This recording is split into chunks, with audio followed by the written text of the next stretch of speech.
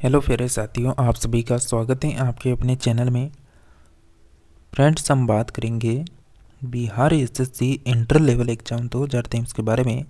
दोस्तों, जैसा कि हम आपको लगातार प्रैक्टिस सेट करवा रहे हैं बिहार एसएससी के लिए, जैसा कि हमने बिहार कांस्टेबल की क्लासें करवाई थी, बिहार पुलिस की, जिसमें लगभग 140 प्लस प्रैक्टिस सेट हमने ऑलरेडी करवा दिए थे और उसमें चल भी रहे हैं। तो आपको भी कंटिन्यू आपके एग्ज़ाम तक आपको मिलने वाले हैं। तो हम बात करेंगे आज की क्लास में जीके, जीएस और करंट अफेयर्स के, जो बिल्कुल बिहार के एसएससी के एग्ज़ाम को ध्यान में रखकर ये क्लास तैयार की गई है। अगर आप सभी स्टूडेंट इस क्लास को कंटिन्यू करना चाहते हैं, जिसमें सभी सिलेक्टेड पर्सन होंगे जीके, जीएस, करंट अफेयर्स के, तो चैनल को आप सभी को सब्सक्राइब करना है और घंटी के बटन को ऑल में कर दें और टेस्ट को शुरू करने से पहले जल्दी से अपने दोस्तों को शेयर कर दें ताकि वो भी इस प्रैक्टिस सेट को कर सके। चलिए हम प्रैक्टिस सेट में बात करें फर्स्ट पर्सन की। बहुत अच्छे लेवल के पर्सन हैं सभी। फर्स्ट पर्सन है, किस भारतीय राज्य ने हाल ही में स्थानीय लोगों के लिए 75% निजी नौकरियों को आरक्षित करने के लिए विधेयक को मंजूरी दी है? पंजाब ने, हरियाणा ने, गुजरात ने, हिमाचल प्रदेश ने। तो किस भारतीय राज्य ने हाल ही में स्थानीय लोगों के लिए 75% निजी नौकरियों को आरक्षित करने के लिए विधेयक मंजूरी दी? बिल्कुल आप सभी का करेक्ट आंसर हो जाएगा Haryana, B option. Next person है, हाल ही में खबरों में रहा तलपियट यानी तलपियट कब्रिस्तान किस देश में स्थित है? सऊदी अरब, इजराइल, फ्रांस, रूस। तो हाल ही में खबरों में रहा यानी तलपियट कब्रिस्तान किस देश में है? सही आंसर होगा इजराइल में स्थित है। नेक्स्ट है, ओलंपिक खेलों में कांस्य पदक जीतने वाली लवलीना बोरगोहेन को किस राज्य सरकार ने समग्र शिक्षा अभियान का ब्रांड एम्बेसडर नियुक्त किया? बिहार का, पंजाब का, असम का, झारखंड का। तो ओलंपिक खेलों में कांस्य पदक जीतने वाली जो लवलीना बोरगोहेन है, उनको किस राज्य में समग्र शिक्षा अभियान का ब्रांड एम्बेसडर नियुक्त किया? सही आंसर होगा असम राज्य का। नेक्स्ट है, किस अखबार का प्रकाशन पटना से होता था? इंडियन नेशन का, पंजाब केसरी, बिहार बंधु, डॉन। तो किस अखबार का प्रकाशन पटना से होता था? बिल्कुल आप सभी का करेक्ट आंसर हो जाएगा इंडियन जो नेशन अखबार है, इसका प्रकाशन होता था पटना से। नेक्स्ट है, बिहार का यानी डालमिया नगर यानी बिहार का डालमिया नगर किसके लिए प्रसिद्ध है? रेशम उत्पादन के लिए, सीमेंट उत्पादन के लिए, चमड़ा उद्योग के लिए या फिर जूट उद्योग के लिए? तो बिहार का जो यानी डालमिया नगर है, ये जाना जाता है बिल्कुल सीमेंट उद्योग के लिए। नेक्स्ट है कि 7 दिसंबर 1942 को श्री योगेंद्र शुक्ला कहाँ लाए गए थे? रांची में, मुंगेर में, पटना में, भागलपुर में। तो बताइए डियर स्टूडेंट, यहाँ पर आप सभी को बताना है 7 दिसंबर 1942 को श्री योगेंद्र शुक्ला को कहाँ पर लाया गया था? आप सभी का स्टूडेंट का करेक्ट आंसर है सी, पटना में लाया गया था। नेक्स्ट बात करते हैं, किस संविधान संशोधन बिल के द्वारा वोट देने की आयु 21 से घटाकर 18 वर्ष कर दी गई? 48वां संविधान संशोधन है, 57वां है, 61वां है, 63वां है? कौन सा संशोधन है जिसके द्वारा वोट देने की जो पहले उम्र थी 21, उसको घटा के 18 करा? आप सभी का सही आंसर है 61वां संविधान संशोधन है। नेक्स्ट है, मंत्रिपरिषद सामूहिक रूप से किसके प्रति उत्तरदायी होते हैं? प्रधानमंत्री के, राष्ट्रपति के, राज्यसभा के, लोकसभा के? तो मंत्री परिषद सामूहिक रूप से किसके प्रति उत्तरदायी होते हैं? करेक्ट आंसर होगा लोकसभा के प्रति। डी ऑप्शन करेक्ट आंसर है। नेक्स्ट है, भारत के पहले स्वदेशी एयरक्राफ्ट कैरियर का नाम क्या है? INS विक्रांत है, INS विराट है, INS सिंधु है, INS वरज है? तो भारत के पहले स्वदेशी एयरक्राफ्ट कैरियर का नाम आपको बताना है। पहला पूछा जा रहा है आपसे। आप सभी का करेक्ट आंसर है फ्रेंड्स, यानी INS विक्रांत करेक्ट आंसर हो जाएगा, ए ऑप्शन। नेक्स्ट है कि परमाणु फुटबॉल जो हाल ही में सुर्खियों में रहा किस देश से संबंधित है? अमेरिका, फ्रांस, रूस, ब्रिटेन? तो परमाणु फुटबॉल जो हाल ही में सुर्खियों में रहा था किस देश से संबंधित था? सही आंसर हो जाएगा America, A option correct answer है। नेक्स्ट है कि भारतीय उपमहाद्वीप के पहले अंग्रेजी अखबार बंगाल गजट के संस्थापक कौन थे? डेनियल डीफो थे, ओलिवर गोल्डस्मिथ थे, जेम्स ऑगस्टस थे, या फिर डेविड ह्यूमस थे? तो भारतीय उपमहाद्वीप यानी जो भारतीय उपमहाद्वीप है उसके पहले अंग्रेजी जो अखबार था बंगाल गजट, उसका संस्थापक आपसे पूछा जा रहा है। बिल्कुल friends, James Augustus correct answer हो जाएगा। और आप सभी फ्रेंड्स, हम आपको 13 यानी प्रश्न करवाएंगे, तो आप सभी कितने को राइट कर पाते हैं ये सभी आपको कमेंट में लिखना है। तो नेक्स्ट प्रश्न है आपका, सिमलीपाल बायोस्फीयर रिजर्व किस भारतीय राज्य में स्थित है? मध्य प्रदेश, उत्तर प्रदेश, उड़ीसा, झारखंड? तो सिमलीपाल बायोस्फीयर रिजर्व किस भारतीय राज्य में है? जल्दी से आप सभी क्लास को लाइक करके, वीडियो को लाइक करके चैनल को सब्सक्राइब कर दें और अपने दोस्तों को, भाई बहन को जल्दी से इस क्लास को शेयर करें ताकि वह भी बिहार SSC की प्रैक्टिस सेट को कर सके। बिल्कुल सभी सब्जेक्टों को यहाँ पर कवर किया गया है।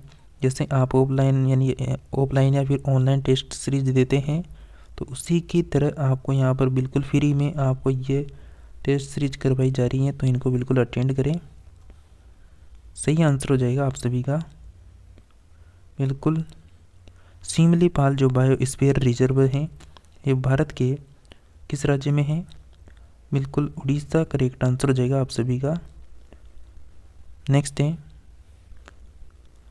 लोक सेवा समिति अपनी जो रिपोर्ट होती है वो प्रस्तुत किसे करती है? लोकसभा के स्पीकर को, नियंत्रण एवं महालेखा परीक्षक को, भारत के राष्ट्रपति को, संसदीय मामलों के मंत्री को? तो लोक लेखा समिति जो है वो अपनी रिपोर्टें वो प्रस्तुत करती हैं किसे? बिल्कुल लोकसभा के जो स्पीकर होते हैं उनको प्रस्तुत करती हैं। और लोकसभा के जो वर्तमान स्पीकर हैं वो कौन है? तो हम सभी को पता होगा, यानी ओम बिरला हैं जो राजस्थान के कोटा डिस्ट्रिक्ट से आते हैं। नेक्स्ट है, जयप्रकाश नारायण को किस नाम से जाना जाता है? लोकमान्य के नाम से, लोकनायक के नाम से, लोकहितवादी के नाम से, लोक नेताजी के नाम से? तो जयप्रकाश नारायण को किस नाम से जाना जाता है? आप सभी का करेक्ट आंसर हो जाएगा लोक, यानी जो जयप्रकाश नारायण है इनको जाना जाता है लोक नायक के नाम से। नेक्स्ट है, त्रिवेणी जो नहर है एवं सारण सिंचाई नहर किस नदी से पानी आता है? इनमें मतलब किस नदी से पानी आता है? त्रिवेणी नहर एवं सारण सिंचाई नहर में सोन नदी, कोसी नदी, पुनपुन नदी, गंडक नदी? तो त्रिवेणी नहर एवं सारण सिंचाई नहर में किस नदी से पानी आता है? सही आंसर होगा फ्रेंड्स गंडक नदी करेक्ट आंसर है आप सभी का। नेक्स्ट बात करें, नेक्स्ट प्रश्न है कि बेगूसराय में चौकीदार कर के विरुद्ध आंदोलन का एक हिस्सा था। सभी नवे अवज्ञा आंदोलन, भारत छोड़ो आंदोलन, स्वदेशी आंदोलन, असहयोग आंदोलन। तो बताइए क्या आंसर आएगा आपका। बेगूसराय में चौकीदार कर के विरुद्ध आंदोलन का एक हिस्सा आपसे पूछा जा रहा है। तो बिल्कुल फ्रेंड्स, आप सभी का ऑप्शन नंबर 1 करेक्ट आंसर आ रहा है। सभी नव अवज्ञा आंदोलन करेक्ट आंसर है। नेक्स्ट है इंडिया फॉर इंडियस जो पुस्तक है उसके लेखक कौन है। तो इंडिया फॉर इंडियस जो पुस्तक है उसके लेखक आपसे पूछा जा रहा है। चित्तरंजन दास हैं, सरदार वल्लभ भाई पटेल, वी.डी. सावरकर, सुरेंद्र नाथ बनर्जी। सही आंसर होगा आप सभी का चित्तरंजन दास करेक्ट आंसर है। नेक्स्ट है एक कार्यशील महिला को प्रतिदिन कितने प्रोटीन लेनी चाहिए। 13 ग्राम, 37 ग्राम, 14 ग्राम, 45 ग्राम। तो एक कार्यशील जो महिला है उसको प्रतिदिन कितनी प्रोटीन लेनी चाहिए।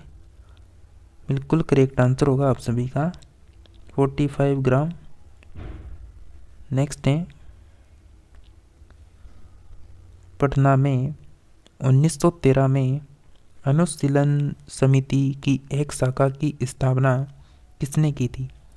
रेवती नाग के द्वारा, यदुनाथ सरकार द्वारा, सचिंद्र नाथ सान्याल द्वारा, मौलाना मजहरुल हक के द्वारा।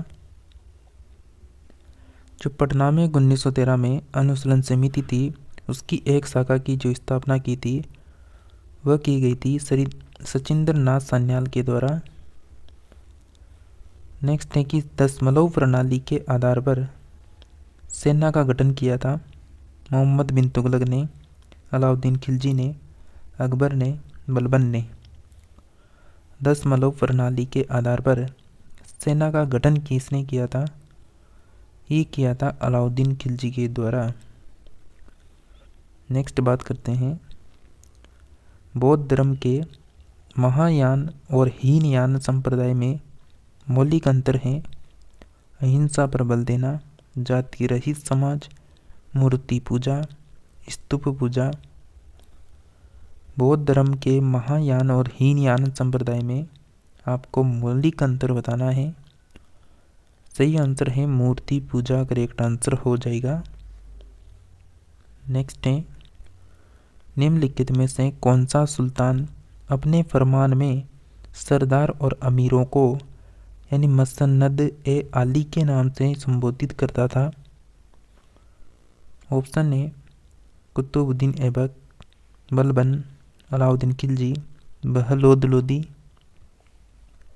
तो निम्नलिखित में से कौन सा सुल्तान है जो अपने फरमान में सरदार या अमीरों को यानी मसनद ए आली के नाम से संबोधित करता था। बिल्कुल बहलोद लोदी यहाँ पर करेक्ट आंसर होगा आप सभी का। नेक्स्ट है केंद्रीय निम्नलिखित में से कौन सा भारत का पहला पेपरलेस बजट था। केंद्रीय बजट 2021-22, केंद्रीय बजट 2018-19, केंद्रीय बजट 19-20, केंद्रीय बजट 2020-21। कौन सा पहला पेपरलेस बजट था। करेक्ट आंसर है बिल्कुल ए ऑप्शन। केंद्रीय बजट 2021-22 का जो बजट था वो भारत का पहला पेपरलेस बजट था। आपसे पूछा जा सकता है भारत का पहला पेपरलेस बजट कौन सा है, तो 2021-22। नेक्स्ट है पोंग और तापू राज्य के लोकप्रिय नृत्य हैं। गोवा के, सिक्किम के, अरुणाचल प्रदेश के, हरियाणा के। तो पोंग और तालू राज्य के लोक नृत्य हैं किस राज्य के। करेक्ट आंसर है अरुणाचल प्रदेश के हैं।